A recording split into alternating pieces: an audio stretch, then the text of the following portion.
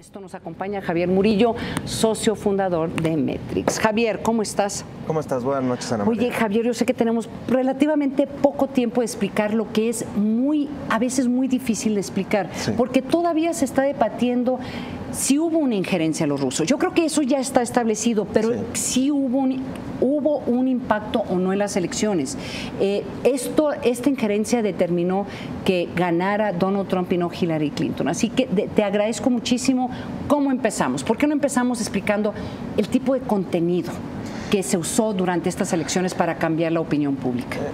Primero que nada, muchas gracias por invitarme. Y definitivamente sí hubo una injerencia de los rusos, eso está comprobado. Sí.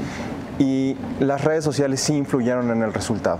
Sí, ¿tú estás seguro? Estoy seguro. Pero eso resultó, ¿tú puedes decir que esto resultó en que ganara Donald Trump o permitió que se abriera la posibilidad de que ganara Trump? Es que esa es una de las cosas, eso no se ha podido comprobar, creo. Lo que pasa es que hay muchos factores, no solamente las redes sociales influyeron. Claro. Pero las redes sociales fueron uno de los principales factores, ya que posicionaron temas en la opinión pública que convenían a Trump. No tanto que iban a favor de Trump, sino que propiciaban que la gente tuviera miedo, que pensara que las cosas iban a estar mal si ganaba Hillary. Polarizaron, aumentaron el odio entre las partes. Sí. Entonces, realmente eso es lo que sucedió en las elecciones. A ver, explícanos cómo. ¿Por qué no vemos? Sé que traes una serie de diagramas que quieres compartir con el auditorio, sí, que tiene que ver cómo se fue formando, qué tipo de contenido se compartió con el electorado estadounidense. A ver si nos pueden dar el primer diagrama, que de una forma u otra empezó a crear opinión pública, como dices tú muy bien. No solamente era en contra de Hillary Clinton, sí, y a favor de Donald Trump, sino creó caos y dividió a los demócratas. A ver, ¿qué es lo que tenemos aquí? Hay 7 tipos de engaño y desinformación. Sí. Y esto es a partir de las redes sociales, cómo es que se están posicionando temas en la agenda y cómo es que la opinión pública se está transformando. Existe la falsa conexión, sí, existe falso contexto, descontextualizar la información, sí, conectar títulos falsos con información verídica, manipular a las audiencias con contenido que no es real.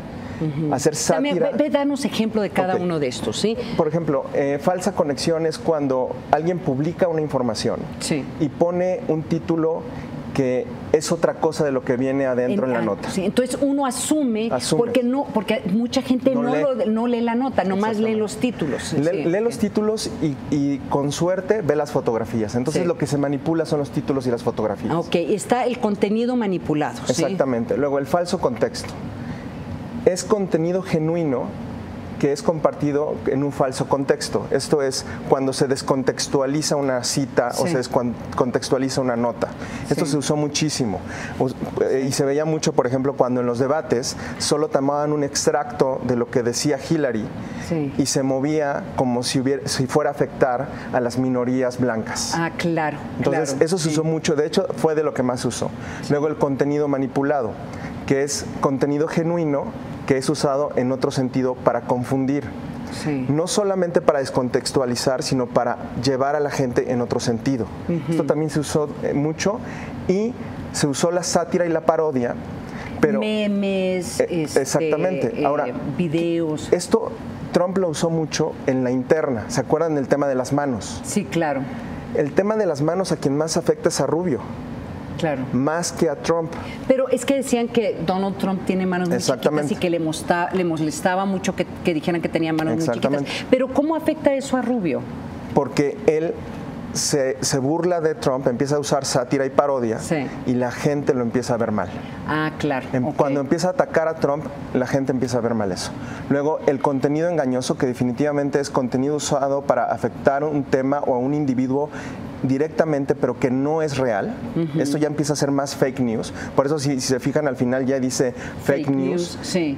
Contenido impostor, el hecho de que pongan palabras en alguien que no las dijo usando cuentas falsas. Bueno, lo hicieron con el Papa. Exactamente. Él sale, el mejor ejemplo es el mejor, donde el Papa sale, hay una nota que sale y dice que el Papa apoya a Donald Trump. Exactamente. Y que fue absolutamente falso. Sí, todo esto, lo que hicieron los rusos con granjas de bots. Ahorita nos vas a explicar cómo son las granjas de bots. Lo que hicieron fue mandar miles de mensajes en páginas que crearon para ese efecto y que luego desaparecieron. Ya se comprobaron que esas páginas ya no existen más. Incluso ya hay una relación que se hizo con una persona que es muy cercana a Putin, que tiene estas granjas que se usaron en este caso, y promocionaron esos contenidos. Uno de los temas de Facebook, que es muy interesante, es que es muy difícil decir cuando un contenido es compartido por una persona o cuando un contenido es promocionado. Mira, sí, cierto, porque uno piensa que no es algo que...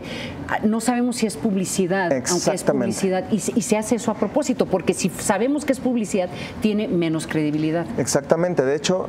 Ahí hay una guerra entre Facebook, que es uno de los principales vendedores de publicidad digital, y Google, Facebook y Google. Hay una pelea porque Google pone muy bien que es una publicidad, es un anuncio pagado. Sí. En el caso de Facebook la gente no lo nota. Entonces, mira, aquí, ¿por qué no nos enseñas el siguiente? ¿Por qué no pasamos a la siguiente gráfica? En la siguiente gráfica, porque ahí nos dice cuáles son las plataformas. Exactamente. Y de hecho en México algunas plataformas son más populares que otras. Aquí están las plataformas, ¿sí? Aquí dividimos las plataformas por el tipo de impacto y en qué audiencia. Sí. En Twitter están los activistas. Sí. Todos aquellos que el círculo rojo, los políticos se están moviendo en Twitter.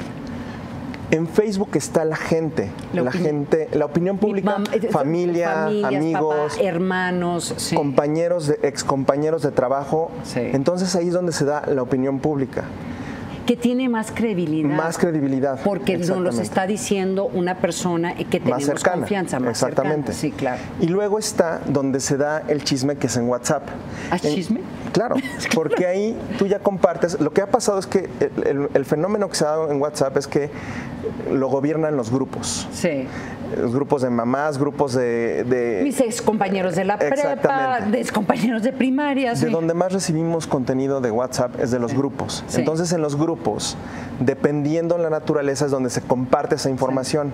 Y ahora Google está siendo también muy importante en este sentido, porque es donde se encuentra la información en la privacidad, en el 1 a 1, cuando tú estás haciendo una búsqueda, ahí se ve qué es lo que la gente realmente está buscando. Entonces, en el caso, por ejemplo, esto del Papa, si uno buscaría, el Papa le da el apoyo a Donald Trump, y que fue lo que hice, yo dije, neta, ¿no? Y me metí a buscar, y de hecho había un portal falso que decía eso, y era el primero. O sea, y eso se define con los en Google, ¿no? Sí. ¿Cómo puedes tú ser el primero, lo primero que encuentres? Con la optimización de buscadores. Sí.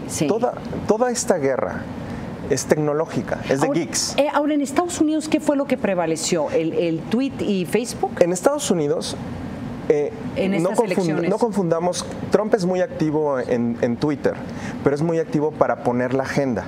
Él lo que hace, y por eso no ha entregado el control de Twitter como sí lo han entregado los otros presidentes, es él quiere poner la agenda. Entonces no deja que nadie más la ponga que no sea él. En el caso de la opinión pública, donde se manipuló más la información fue en 2 puntos en Estados Unidos. En Facebook, con estas páginas que ponían información que era fake news y que estaba promocionada. Y en Google, usando optimización de buscadores.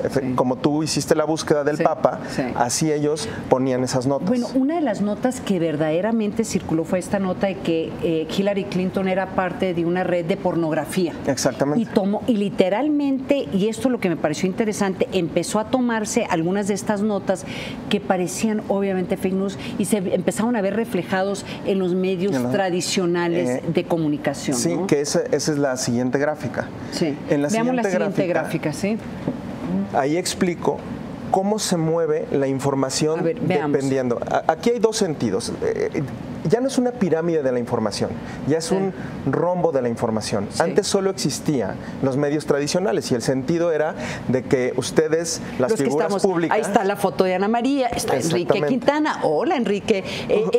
Se supone que damos opinión en medios masivos. Dan opinión. ¿No? Y tratamos de influenciar la opinión en medios masivos. Y de ahí baja a la opinión pública. Sí. A lo que la gente en esa época, en la época tradicional, comentaba en un café o en la mesa de su casa. Sí. Cuando surgen las redes sociales, de aquí se hace un rombo. Sí. La opinión puede venir de abajo hacia arriba y hacerse opinión pública. Ahí están los usuarios de las redes sociales. Todos los usuarios de las redes sociales. Que crean opinión pública. Exactamente. Y se va, y la idea de esta opinión pública es influenciar algo. Y en este caso, los usuarios de estas redes sociales eran rusos. ¿Dónde atacó Rusia? A ver. Atacó ahí abajo, en la gente. No se preocupó por la de arriba, por eso se preocupó el equipo de Trump. Sí, es que estábamos comentando tú y yo fuera al aire, en la Guerra Fría, y lo que sucede hasta muy poco, buscaba Estados Unidos, hay que decirlo, y también los rusos, de meter columnas o meter opinión o meter notas en otras partes del mundo, en Italia o en Brasil o en México. O sea, trataban de influenciar con columnas de opinión literalmente, o creando alguna nota periodística, y veían cómo lo metían, que es una forma que todavía se usa en México de tratar de influenciar la opinión pública. De hecho, en México somos más tradicionalistas que en Estados Unidos. Sí. ¿Por qué esto sí funciona en Estados Unidos y por qué creo que no funciona igual como lo hicieron allá en México? Sí. Primero tendría que haber una motivación para intervenir, que eso habrá que ver. ¿Por qué quisieran los rusos, los chinos, quienes tienen estas granjas de bots, por qué quisieran intervenir? Sí. Pero lo segundo es, en México está muy claro que nosotros seguimos atendiendo a los medios tradicionales. Sí. Todavía los medios tradicionales son los que marcan la tendencia, incluso en redes sociales. Mira, Javier, hagamos esto. Tenemos que ir a un corte comercial, pero regresamos. Les vamos a dar imágenes de lo que podría ser, cómo son estas granjas de bots. Exacto. Y además, la gran interrogante es esta estrategia, la estrategia que se usó en Estados Unidos, los rusos que usaron en Estados Unidos, podría suceder en México. Entonces, no se vaya, nos vamos a una pausa, pero regresando vamos a tener también las trompadas del día. No se vaya. Listo.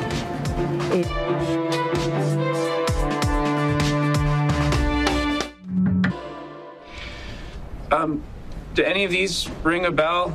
Semper Fucked? Right. Iraq Bob. That's me. Navy Wife. That's me too. Delta Force Groupie. Yo.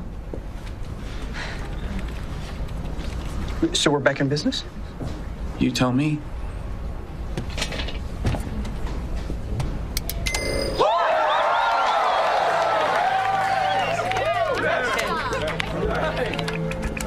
Vacation's over. You'll find a new set of talking points in your folders. Get outraged. Let's go. Let's go.